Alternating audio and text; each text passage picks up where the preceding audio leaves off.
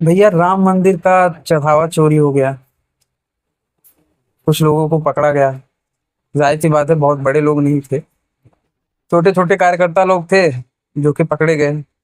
क्योंकि बड़े लोग अगर चोरी करते तो वो तो पता ही नहीं चलता। छोटे लोग थे इसीलिए ज्यादा लोगों को पता चल गया। जो कहा जा रहा है कि भैया भगवान की संपत्ति चोरी की गई या फिर भगवान का जो चढ़ावा था वो चोरी किया गया।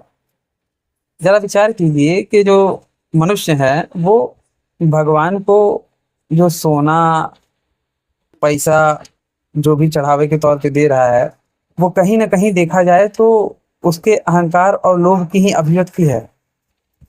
इसीलिए मंदिर की संपत्ति चोरी होना भगवान की संपत्ति का चोरी होना नहीं है, बल्कि इंसानों के द्वारा इकट्ठा किए गए धन की चोरी होना है।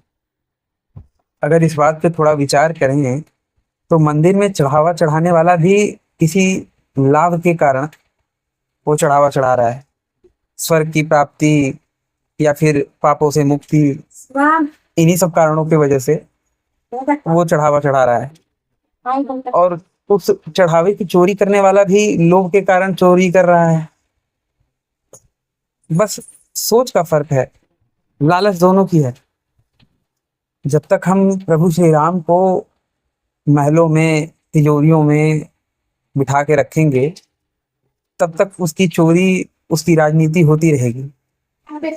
एक तरफ हिंदू समाज गरीबी, भूखमरी, इसी प्रकार की अन्य आर्थिक समस्याओं के कारण कन्वर्ट किया जा रहा है, और दूसरी तरफ मंदिर में सोने चांदी चढ़ाए जा रहे हैं भगवान को, जबकि भगवान को इससे कोई मतलब नहीं है। मतलब है तो केवल और केवल इंसान को, मनुष्य को, मनुष्य को ही चढ़ावे पैसे सोना चांदी इन सब से मतलब है। भगवान के लिए सोना चढ़ाओ या फिर हीरे माणिक कोहिनूर, भगवान के लिए वो और एक पत्थर एक कोयला सभी एक जैसे ही हैं, और उनको भगवान उससे खुश नहीं होते, चढ़ाने वाला उससे खुश होता है। भगवान अगर सोना चांदी चढ़ाने से प्रसन्न हो जाए तो बड़ा ही ओछा भगवान है।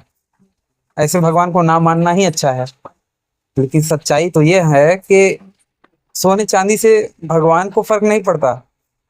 उस सोने चांदी को, उस पैसे को चढ़ाने वाले के अहंकार को पुष्टि मिलती है, उसको अच्छा लगता है। जो लोग देखते हैं उनको लगता है कि भैया कितना बड़ा धार्मिक है, कितना बड़ा त्यागी है, कितना बड़ा दानी है। हिंदू समाज में गरीबी है और मंदिरों में तिजोरियां सोने चांदी से भरी जा रही हैं। हिंदू समाज का कन्वर्जन हो रहा है। यही कारण है। हिंदू समाज में काफी हद तक जो अपराध हो रहा है वो भी इन्हीं सब के कारण हो रहा है कि जरूरतमंद के पास वो चीजें नहीं पहुंच रही। मंदिरों में चढ़ावा चढ़ाएंगे वो इसी तरीके से व्यर्थ जाएगा। हाँ, आपके अहंकार की पुष्टि हो सकती है। आप अपने मन में ये अहंकार पुष्ट कर सकते हैं कि भैया आपने इतना चढ़ा दिया, आपको बड़ा बढ़िया फीलिंग होगा। लेकिन उस पैसे का कोई भी कार्य नहीं है। वो पैसा राम जी को तो मिलने वाला है नहीं, वो इसी तरीके के व्यर्थ कार्यों में चला जाएगा। सरकार के पास जाएगा। सरकार क्या करती है? मदरसों को पैसा दे रही है।